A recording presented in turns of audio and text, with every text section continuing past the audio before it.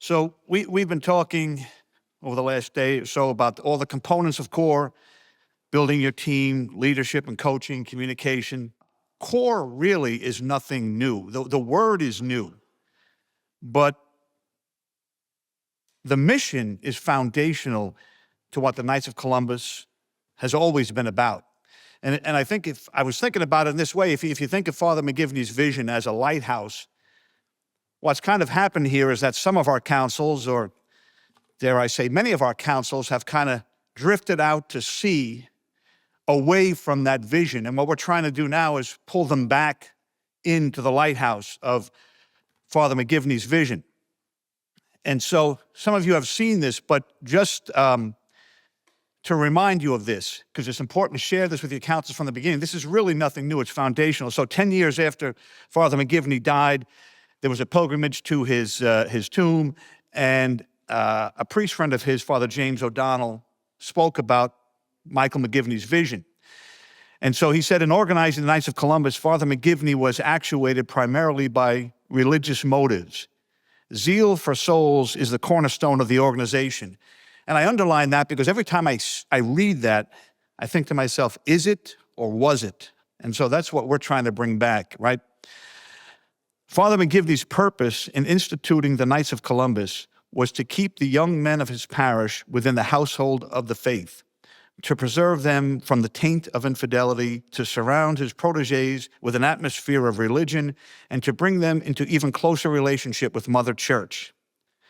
Members should possess the spirit that dominated our founder, genial, approachable, of kindly disposition, cheerful under reverses, profoundly sympathetic with those upon whom had fallen the heavy hand of affliction, a man of strict probity, sterling integrity, and charitable to a fault. And these are the ideals that caused councils to pop up all over the fruited plain. So he went on to say, the faith which the order demands in its members is no negative nor passive, much less a dead faith, but a living, active force animating the entire spiritual being. So, gentlemen, we have work to do to bring our councils back to McGivney's vision. So, how do we refocus our councils on Michael McGivney's vision? The first step is to convince fraternal leaders to surrender their councils to Christ. They must put their egos aside and seek God's plan for the council. That does not mean throwing up their hands and saying, Jesus, take the wheel, but far too many councils are led by small groups of men who have long since abandoned our founder's vision. And that doesn't mean they're doing bad things, but they've abandoned the vision. And I say that, I want to pause there for a minute because I'm sure we all know councils like this. When I joined my council many years ago, this is what it was. 10 guys, and the council met their need. They really could care less about, and they weren't bad guys, but they could care less about the other men in the parish. If you wanted to do what they wanted to do, great, join us. If not, go find something else to do. And so we can talk about D1s, D2s, D3s, D4s, D10s. We can talk about all kinds of graphs and sphere of influence and all that. The reality is we're going to run into some of these councils where there's going to be men there saying, yeah, we don't do that. This is what the Knights do. And so we got to be prepared for that.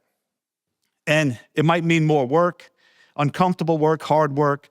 Change is never easy. And one size is not going to fit all. We have over 16,000 councils. They're large, small, urban, rural, suburban, parish-based, hall-based, many rooted in complacency and limited vision, and all with their own idea of what the Knights of Columbus should be. It's going to require intentional action on the part of fraternal leaders to make CORE the centerpiece of council life. CORE should amplify and animate every council activity. We want to find a way to bring discipleship to every event. And this is what Sean was just talking about. So the council EFF director, beyond getting CORE going, he's looking at the other things that the council is doing and saying, how do we bring discipleship to that, right? And I've given these examples before, but I'll throw them out there again. So a lot of councils do fish fries. Imagine just adding, so the EFF director says at the meeting, hey, Worthy Grand Knight, how about we put a basket when people are coming in and checking in for the fish fry, we ask them to put intentions in that basket. And then at the end of the night, we gather all the workers around, we throw that basket on the floor, and we say a quick prayer for those intentions. right? Something the council's already doing, but now the EFF director, hey, let's weave this into that. And it's a great way for those service guys, those guys that might be a little tentative on, core, they like to bundle up, go outside in the freezing cold and fry fish in February. They kind of like, wow, this is pretty cool. We just prayed over wow, look at all those intentions. That's pretty cool. So my council does a big toy drive. We basically set up a toy store. I think we give out about 3,000 toys. People wait for hours to come in and they get to do their own shopping.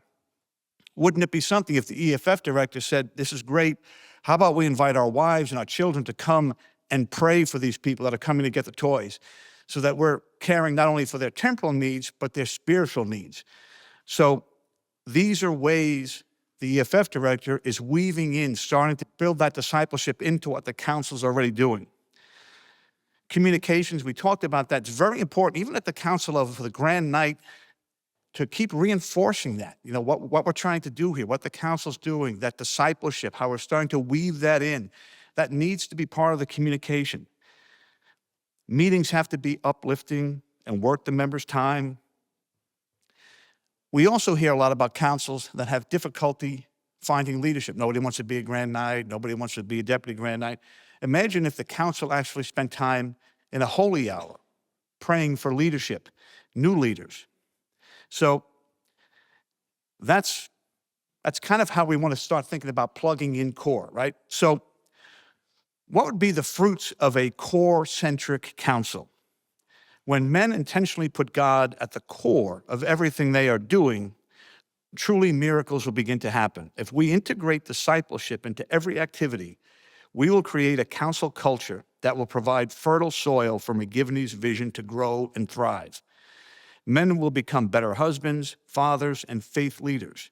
They will deepen their own faith while bringing more souls to Christ. What pastor would not want to see this kind of transformation take place in his parish? With core, councils will build a true brotherhood focused on Christ and his vision for the council. True servant leaders with no egos or pride of ownership, no silos or cliques, no rancor or petty disputes, a community of faithful men holding each other accountable as faith leaders in their homes and communities. Discipleship woven into every council activity, everyone welcome. Men who have been the bedrock of council service will grow in their personal relationship with Christ. Men who are well-formed in their faith will have opportunities to put their faith into action through council charitable activities. Men will be drawn to a council that offers a broad range of opportunities to develop authentic friendships. More men leads to more activity and expanded programs. Expanded programs and well-formed men embracing their role as faith leaders of their families will revitalize councils and form the foundation of vibrant parish communities. Finally, in a very practical sense, CORE will engage many of those members who have wandered away from council life. We hear so often about the councils with 100 members where 15 to 20 men show up and do all the work. How many of those other 80 men would be energized by CORE? So how do we get started? So basically, it's one council at a time. Dorothy Day talked about laying one brick at a time. She said, people say, what is the sense of our small effort? They cannot see that we must lay one brick at a time, take one step at a time. A pebble cast into a pond causes ripples that spread in all directions. Each one of our thoughts, words, and deeds is like that. No one has a right to sit down and feel hopeless. There is too much work to do. So we have to move beyond the emotion to concrete action, right? This weekend is great. Everything sounds wonderful. We're all pumped up. Sean's got us all on fire. We're going to leave here. Yeah, we're going to get CORE going. And then, boom, we hit the brick wall, right? We hit reality. So we need to employ everything that we've learned here. We got to take concrete steps. Marketing is not going to be enough. So Sean showed you the website. We got all sorts of stuff. These guys they got trifolds, they got videos, they got startup guides, full of resources, whatever you want. They got mugs with right? That's great, but it's going to take personal communication. You have to get personal, just like we are with you. We could have done this. We could have done a webinar. We could have emailed you everything. It doesn't have the same impact as it does bringing you here and talking to you face to face. You heard about building your team. You heard about delegating. You have to do it. You can't do it all yourself. When a DD presumably is at a council and he presents core, there might be men in that council sitting there who are like, I like that idea. And there might be the old guard sitting there going, we don't do that here. And if those guys are interested, the DD is going to need to be able to support them and push that through the council. Hey, these guys want to do it. This is where we're going. And the state, you're going to need to have their back as well. There's always going to be resistance. We have to be prepared for those who are resistant to change. And you have to have alligator skin. You got to let it bounce off. Don't take it personal, right? Don't take it personal. Look for and focus on the easy wins and knock them down one at a time. That's the easiest way to do it. You'll turn around at the end of the year and go, wow, this year we got 20 councils. Next year we got 30 councils. 5 years from now, we turn around and 80% of the councils in the state are implementing core. So we'll point you in the right direction. So when we start a new council in your jurisdiction or we reactivate a council, you will be notified. We will send you an email along with the state deputy saying this council just started. Here's the name and email address for the council officers. That's easy pickings. They're just starting out. They don't have any bad habits yet.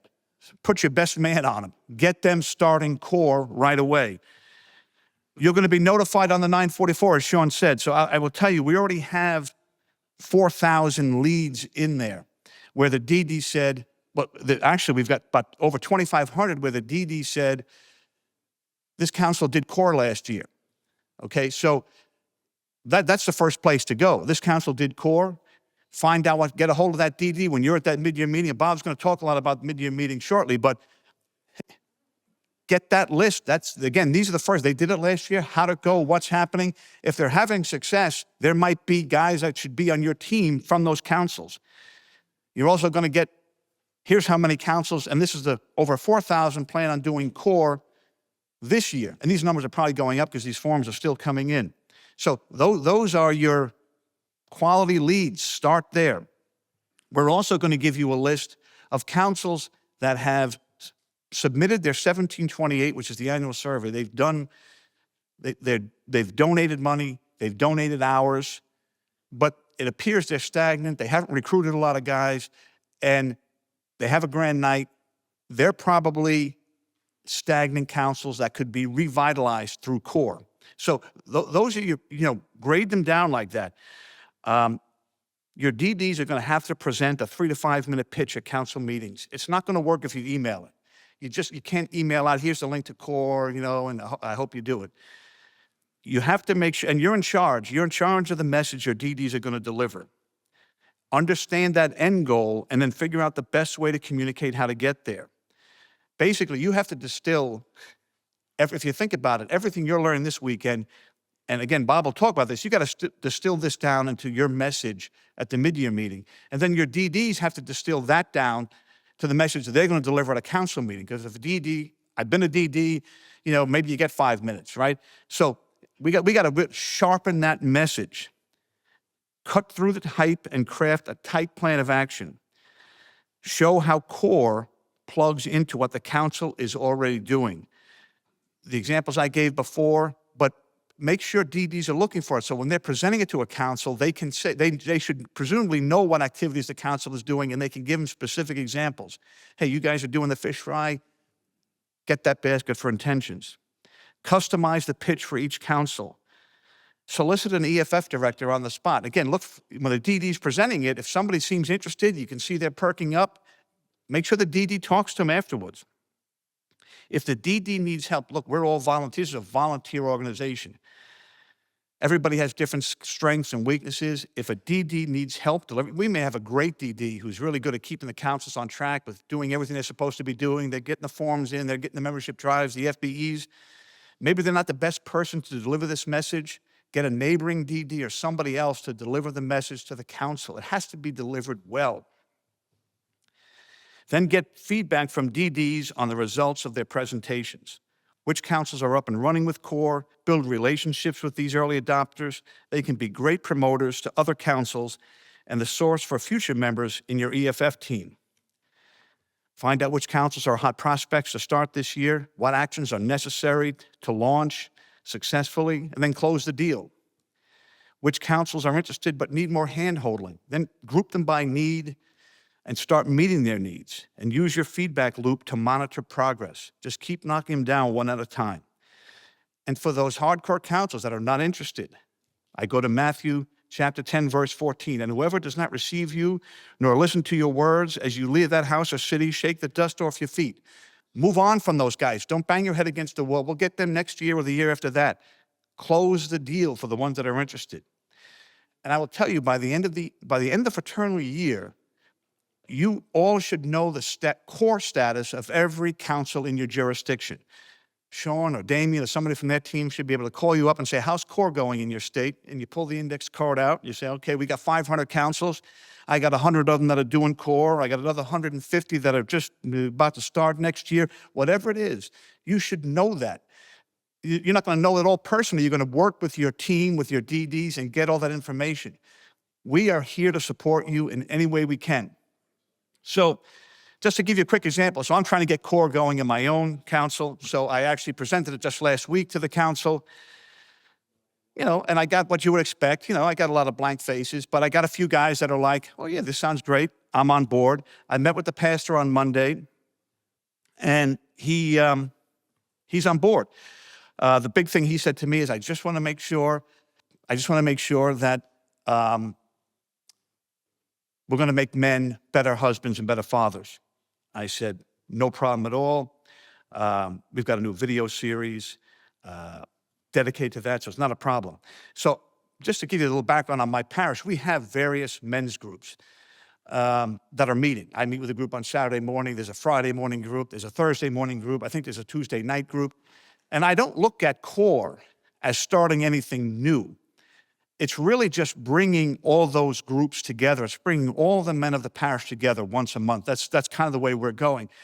Our parish does a very good men's retreat in the spring, and we do this thing actually in November. It's called an evening with, and we have a speaker come in, and it's almost like core. It's a dinner, and it's a speaker. We get about 100 guys, but that's it. It's once a year. So I spoke to the chairman of that event, and I just want you to understand how you plug this into what's going on. So he's thrilled. So this year, we got a guy coming in to talk. The theme is Stand Tall, Stand True, Navigating Secular Culture as an Authentic Catholic Man. Wow. What a better tee-off. So we're going to have 100 guys there probably. At the end of that night, I'm going to stand up and say, hey, guys, you like this? This is great. Next month, we're starting core. So we will do core in December and January, all the way through the next 11 months. And then that November event will kind of become our annual dinner where all the men, we do a little bit, it's a little different. And the idea isn't to take men from these other groups and you're going to come to core now. We're going to amplify all those. The hope is that all these other groups will pick up additional men from core and maybe additional small groups will start. So when a council catches fire with core, the fabric that binds families will be strengthened, parishes will be reinvigorated, and we will start to reclaim our communities from the devil's grasp one at a time. Brothers, a renewed zeal for souls, coupled with intentional discipleship, anchored by core, will allow authentic friendships to flourish and true godly joy to take root in our members, their families, our councils, parishes, and communities. With a little effort, we can transform our councils into strongholds that protect our families and push back against the tide of evil that threatens our Catholic culture and beliefs. We must be the leaders that take our members into the breach. Okay, so how are you working these concepts into your mid-year meeting strategy and talking points, right? So the things I just discussed, spend some time in that.